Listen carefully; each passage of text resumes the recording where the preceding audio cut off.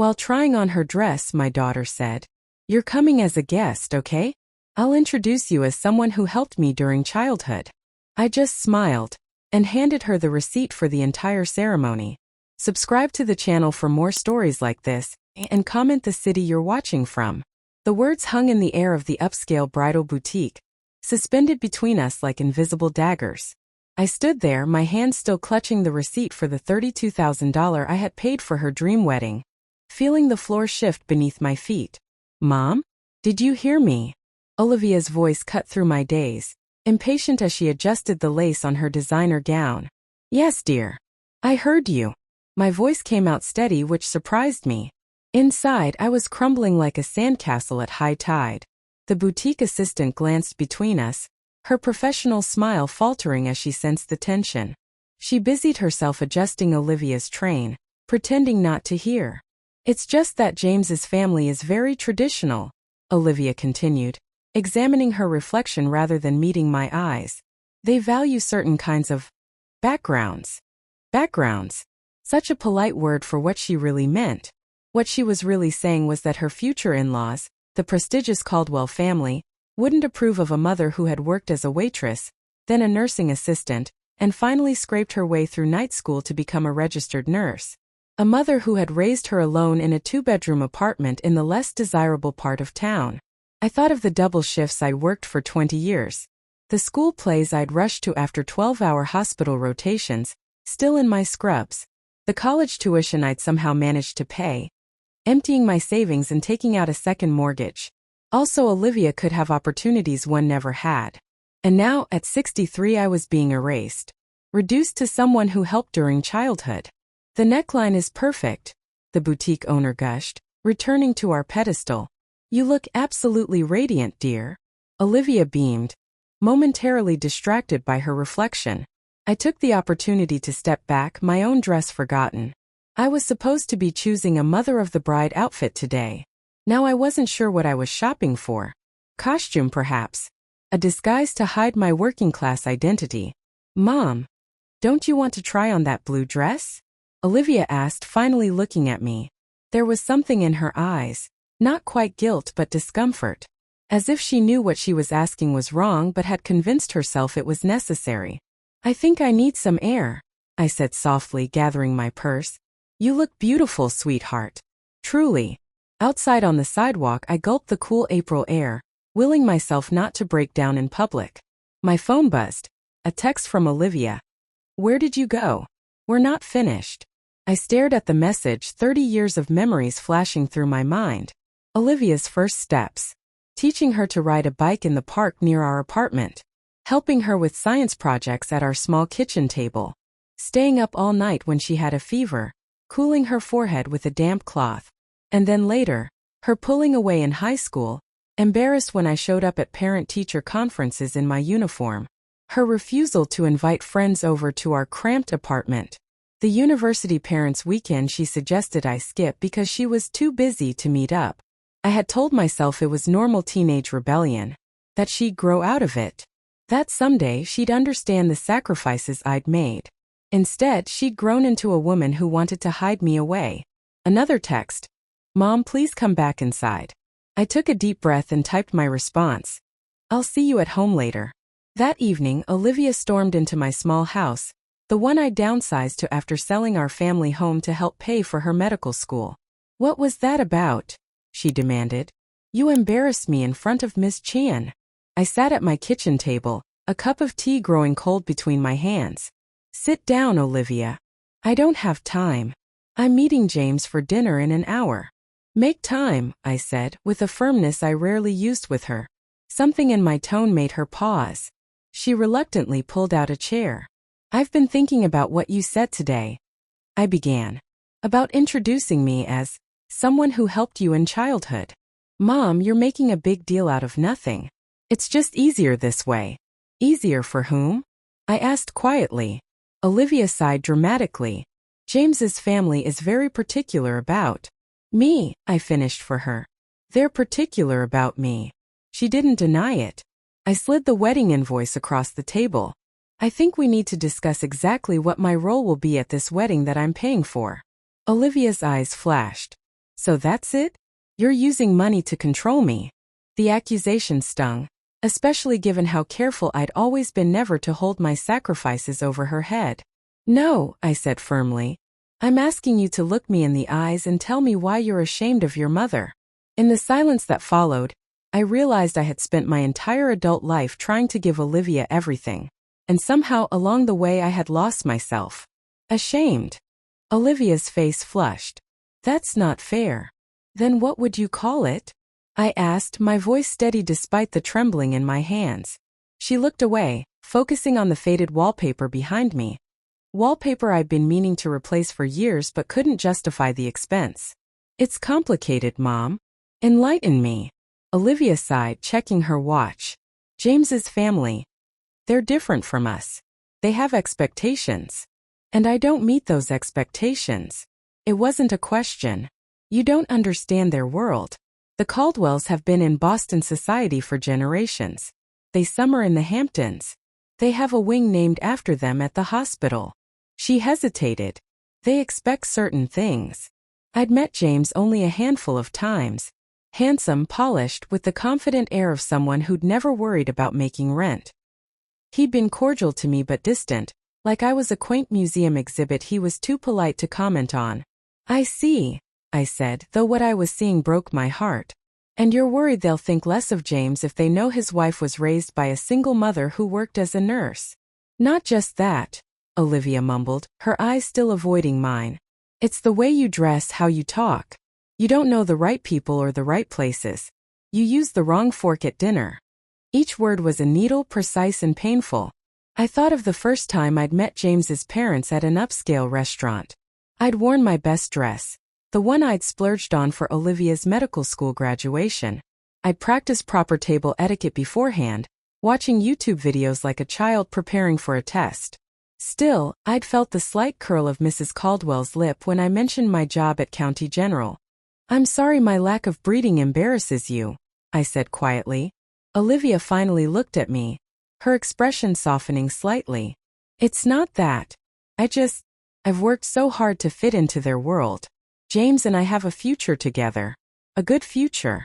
I don't want anything to complicate that. And I was a complication. The living embodiment of Olivia's humble beginnings. The history she was trying to erase. You know, I said, reaching for an old photo album on the nearby shelf, I've never told you much about my own mother. Olivia glanced at her watch again. Mom, I really need to go soon. Just give me 5 minutes. I opened the album to a faded photograph of a slender woman with tired eyes and a gentle smile. Your grandmother worked as a housekeeper for a wealthy family in Hartford. She cleaned their toilets, pressed their clothes, and served their dinner parties. She did this so I could go to school. I turned the page to a picture of myself at 16, proudly holding up a science fair ribbon. I won the regional competition that year. The family she worked for helped me apply for a scholarship, but she never got to see me graduate. She died my senior year. My voice wavered slightly. She wore the same black dress to every special occasion because it was all she had. When I got my nursing degree, I wished so badly she could have been there. She would have worn that old dress, and I would have been proud to have her beside me. I closed the album gently.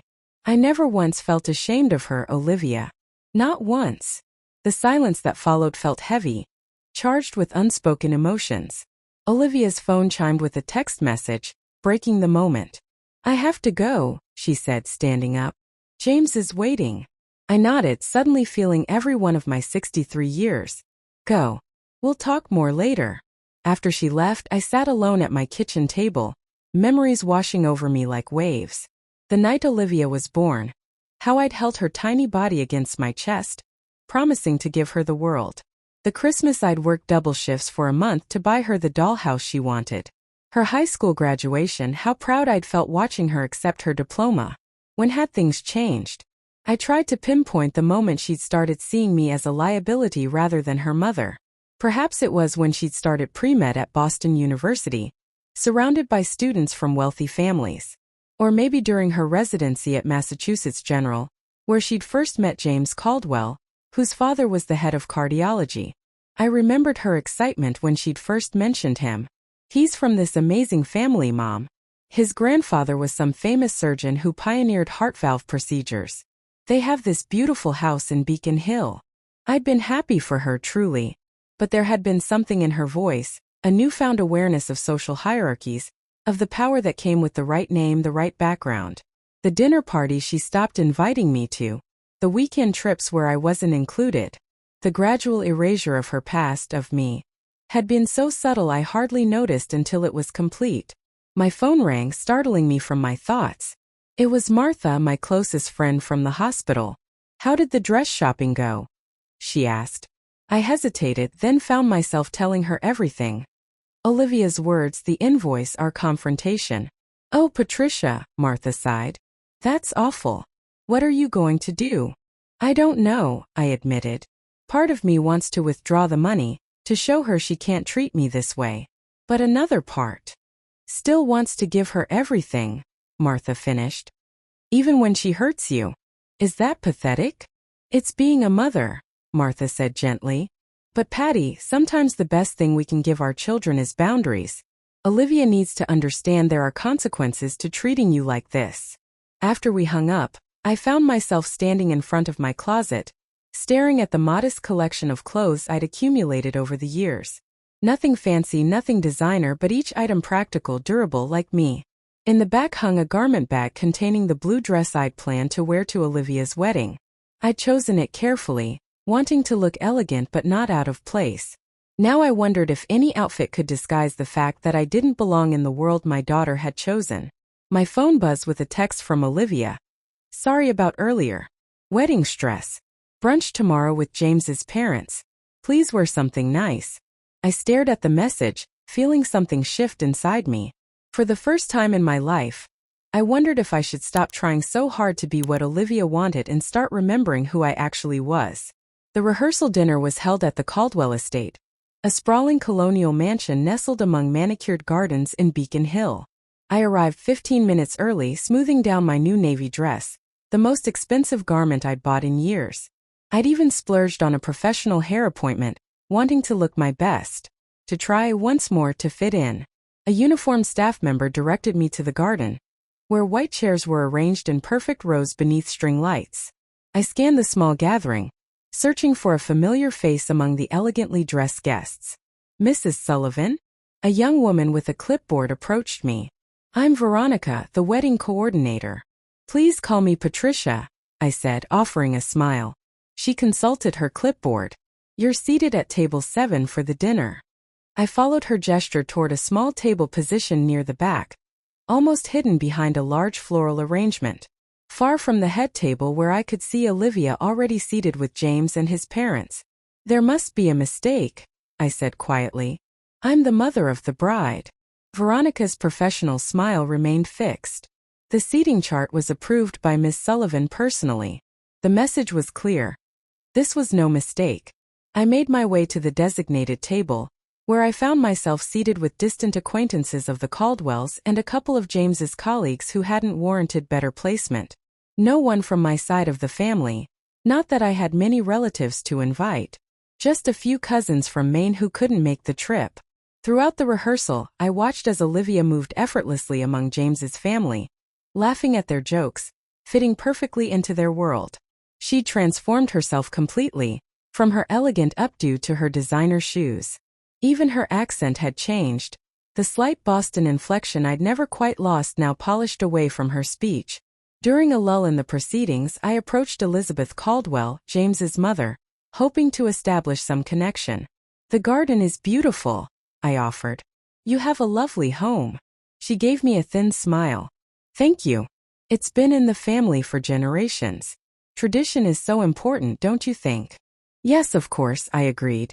"I've always tried to instill good values in Olivia." Her gaze drifted over my shoulder. "Olivia is a remarkable young woman. She's adapted so well to our circle. One would hardly guess her origins."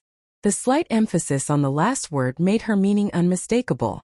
"Her origins include being raised by a mother who loves her," I said quietly. Elizabeth's smile remained fixed. "Of course. And I understand you were some sort of mentor to her? How nice that you've remained in touch." I stared at her, the words like a slap. Before I could respond, Olivia appeared at Elizabeth's side. Mrs. Caldwell, the photographer wants a family picture by the fountain. She barely glanced at me. Olivia, I said, my voice low. May I speak with you for a moment? She hesitated, then nodded reluctantly. I'll be right there, Elizabeth. As James's mother walked away, I turned to my daughter. A mentor? Is that what you've been telling them? Olivia's eyes darted around, checking who might be listening. Mom, please not now. Then when? I asked. After the wedding? When you've completely erased me from your life. You're being dramatic.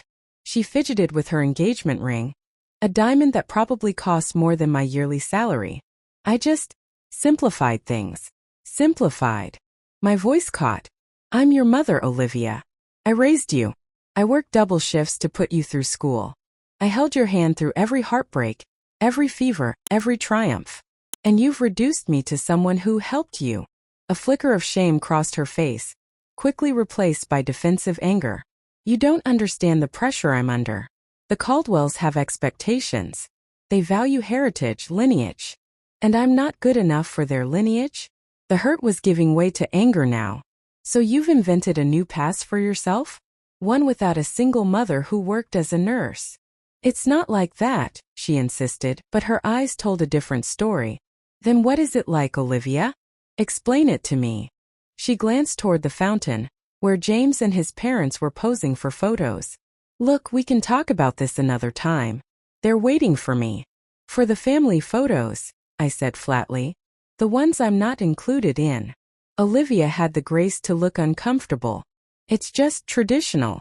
Bride's family, groom's family. And where exactly is the bride's family in this scenario? She met my gaze then and for the first time spoke the truth. Mom, you know how hard I've worked to get here. To be accepted by them.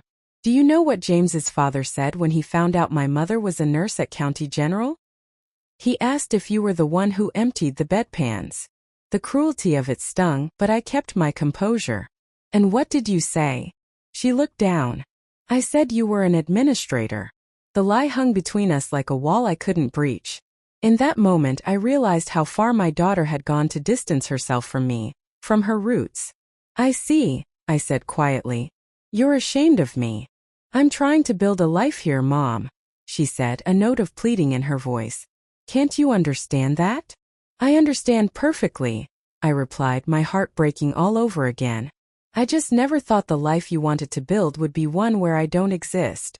As I walked away, I heard the photographer call out, Caldwell family, please gather by the fountain. And I watched as my daughter, my only child, posed with her new family, smiling as if she belonged there.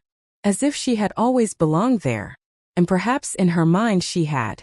I barely remember driving home that night. The streets of Boston blurred through tears I refused to shed until I was safely behind my own door. Once inside, I leaned against the wall and finally let the sobs come. Deep, wrenching cries that seemed to tear from the very center of my being.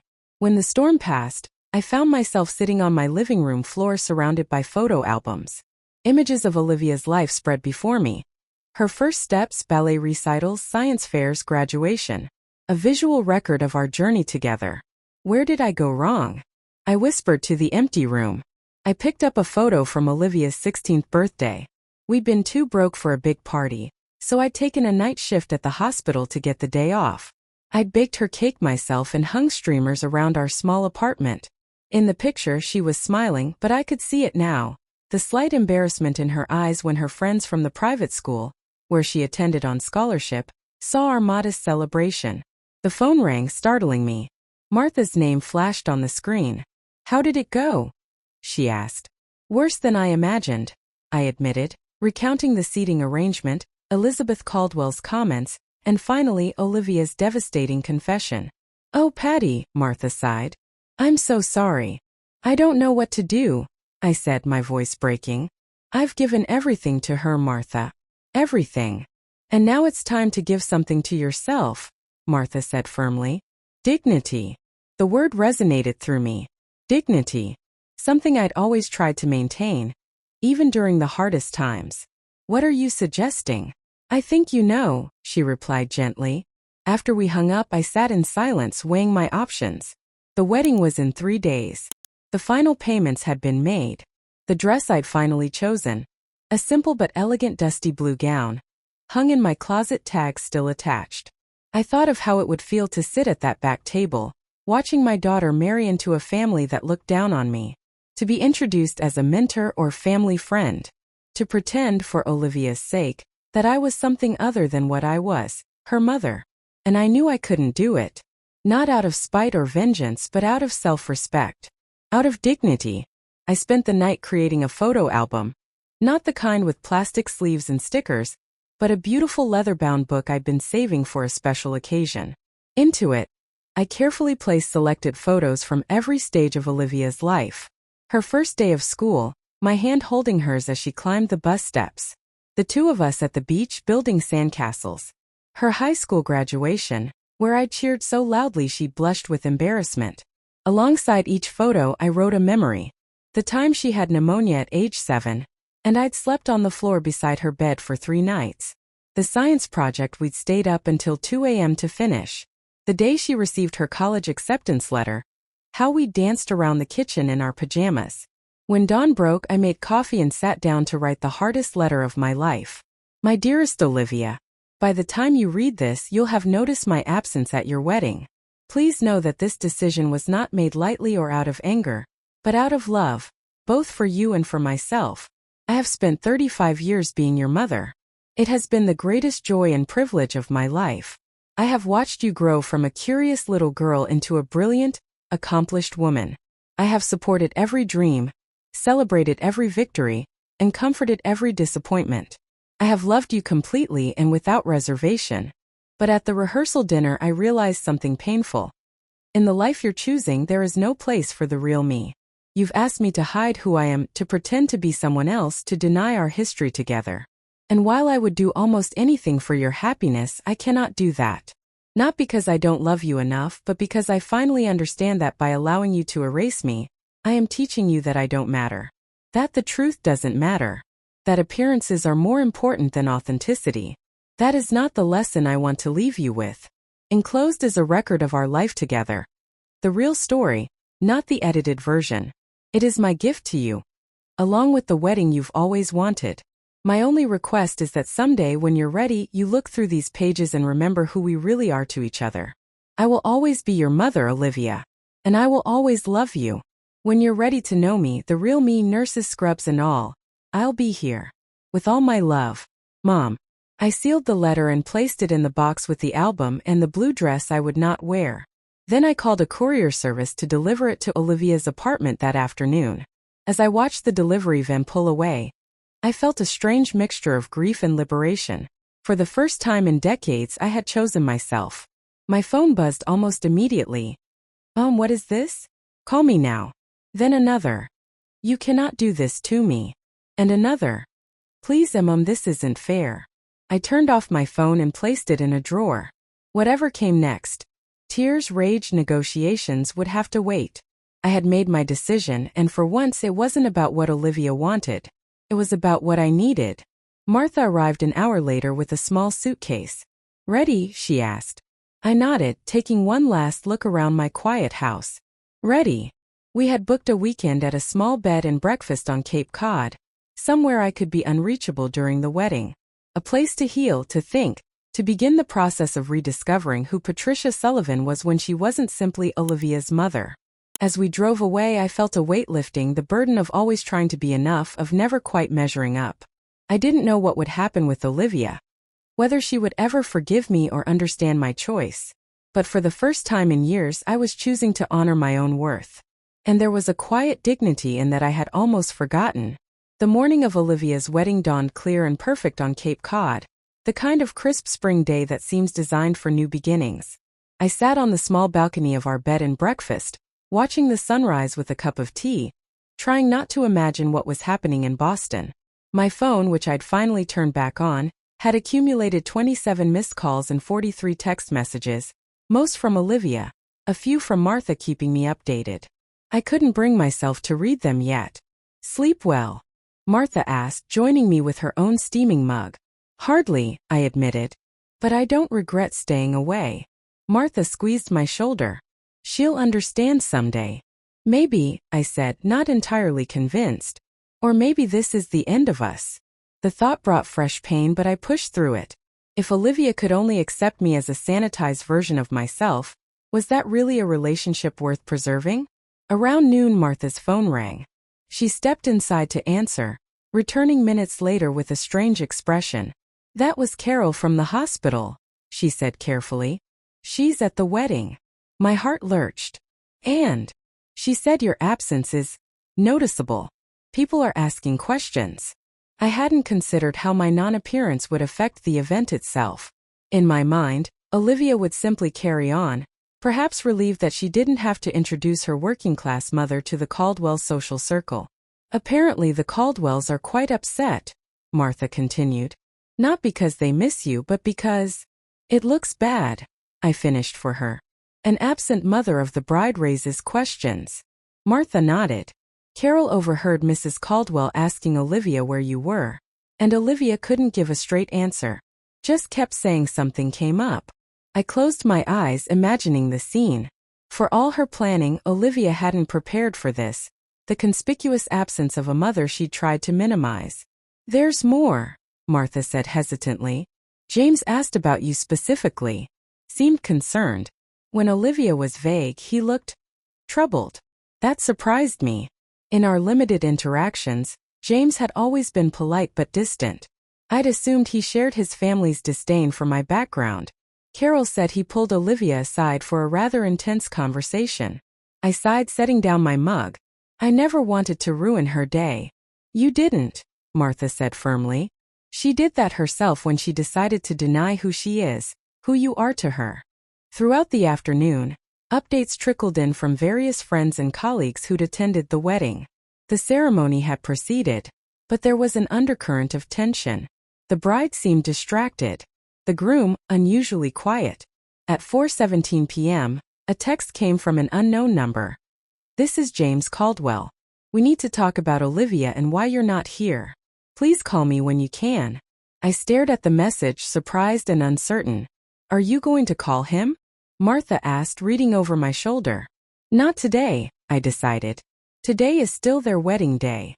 As evening fell, I took a long walk along the beach, the salt air clearing my head.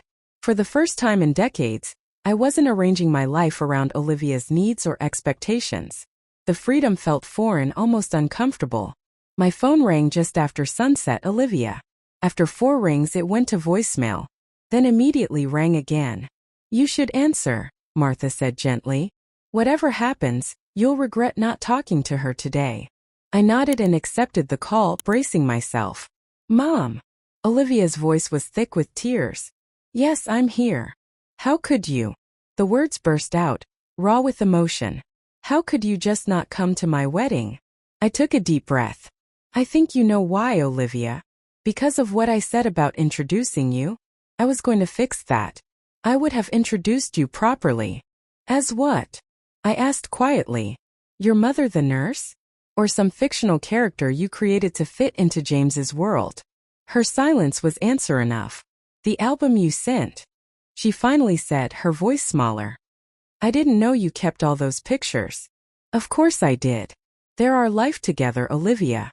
Another long pause. James saw it. He asked a lot of questions. I waited, letting her continue. He was really upset when he realized what I'd been doing. Hiding you, I mean. Her voice cracked. He said his own mother had been trying to get him to marry someone from their social circle for years, and he chose me because I was different. Because I cared about people, not pedigrees. The irony wasn't lost on me. And now everything's a mess, she admitted. The reception was awful. James barely spoke to me. His mother kept making these pointed comments about honesty and character. I closed my eyes, picturing my daughter in her beautiful gown, her perfect day unraveling. Despite everything, I felt a pang of sympathy. I'm sorry your day was difficult, I said truthfully. Where are you? She asked suddenly. I'm coming to you. No, Olivia, I said firmly. Not tonight. You're still a newlywed, regardless of how the day went. Stay with your husband. But Mom, we'll talk when I get back, I promised. But right now, you need to focus on your marriage, on being honest with James, and on figuring out who you really want to be. After we hung up, I rejoined Martha on the balcony. The stars were emerging above the darkening ocean. How bad was it? She asked. Bad enough, I replied. But maybe necessary. Martha smiled sadly. Growth usually is. That night, as I lay in bed listening to the distant waves, I realized something important. By refusing to play the role Olivia had assigned me, I had forced her to confront the reality of who we were. Not just who she wished we were. My absence had spoken louder than my presence ever could have. And perhaps in that uncomfortable truth lay the first step toward healing what was broken between us. 3 months passed. Summer settled over Boston, bringing humid days and long, languid evenings. My relationship with Olivia remained strained but not severed. Tentative texts, brief phone calls, an underlying caution in our interactions. I'd learned from Martha, who heard through hospital gossip, that Olivia and James had canceled their honeymoon to Italy. Instead, they'd spent a quiet week on the coast of Maine. When they returned, they moved into James's Beacon Hill apartment, rather than the new house the Caldwells had purchased for them as a wedding gift. Small rebellions, perhaps. Signs of a shift. I had changed too. After years of putting everyone else first, patients, colleagues, and especially Olivia, I'd begun to build a life centered around my own interests.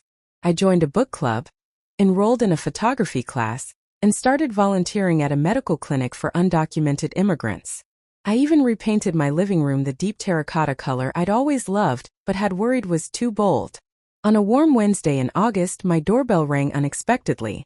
When I opened it, Olivia stood on my porch, looking both determined and uncertain. "Hi, Mom," she said softly. I noticed immediately how different she looked. Her designer clothes replaced by simple jeans and a t-shirt, her hair pulled back in a casual ponytail. She seemed younger somehow, more like the daughter I remembered. "Olivia," I said, surprised. "Come in." She stepped inside, her eyes taking in the changes to my home. The new paint, the rearranged furniture, the large framed photographs I'd taken in my class now hanging on the walls. "The place looks different," she observed. I decided it was time for some changes. She nodded, understanding the deeper meaning. We moved to the kitchen where I poured us both iced tea. A ritual from easier times. "James encouraged me to come," she said finally, her fingers tracing patterns of condensation on her glass. "He thinks we need to talk face to face." "James seems wiser than I gave him credit for," I replied. She smiled faintly. "He is. After the wedding, when he saw your album and read your letter, he was angry with me. Really angry. He said I'd married him under false pretenses." "How so?" "He said he fell in love with who he thought I was. Someone kind and unpretentious. Someone who cared about people." Her voice wavered. "Not someone who would deny her own mother to impress his family." I waited, giving her space to continue. "We almost separated," she admitted. "But then we had a long talk about why I did what I did. About how desperate I was to belong in his world." "And what did he say to that?" Olivia's eyes filled with tears. "He said that's what he loved about me originally. That I wasn't part of that world. That I seemed real in a way the women his mother pushed at him never were."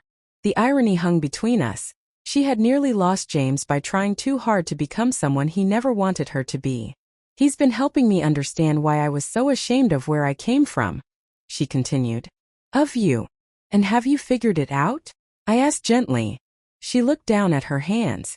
I think I've spent my whole life feeling like we didn't quite measure up. Like we were always on the outside looking in. The scholarship kid. The daughter of a single mom." I nodded, understanding all too well. "When I got into medical school, when I met James, it felt like finally I could be on the inside. I could be one of the people who belonged." Her voice broke. "But to do that, I had to pretend I came from their world. And you were the evidence that I didn't." The truth hurt, but there was relief in hearing it spoken aloud. "I'm so sorry, Mom," she whispered. "I was cruel and ungrateful and selfish." "Yes," I agreed quietly. "You were."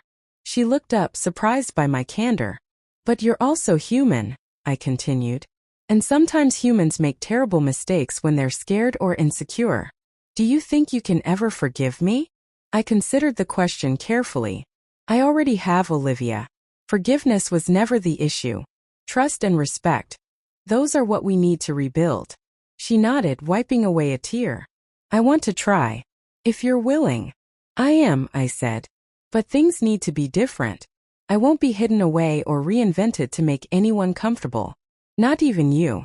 I understand, she said. Actually, that's partly why I came today. There's something I want to ask you. She reached into her bag and pulled out an envelope.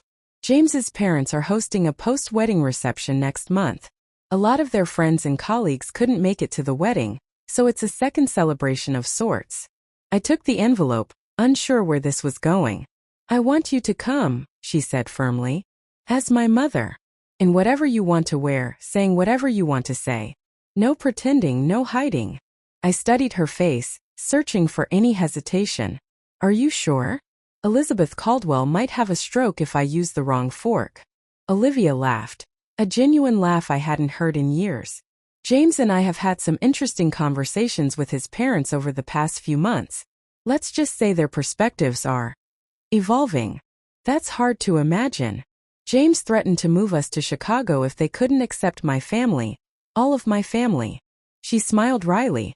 It's amazing how flexible people can be when their grandchildren's proximity is at stake. Grandchildren? I asked, raising an eyebrow. Olivia blushed. Well, not yet. But someday. And when that happens, I want my children to know their grandmother, their real grandmother. The amazing woman who worked double shifts to put their mother through school. The nurse who held countless patients' hands through their darkest hours. Tears pricked my eyes at the unexpected validation. I thought losing you was the price of the life I wanted, she continued. I never realized that by denying who I really am, who we are together, I was losing myself instead. I reached across the table and took her hand. It takes courage to face the truth, Olivia.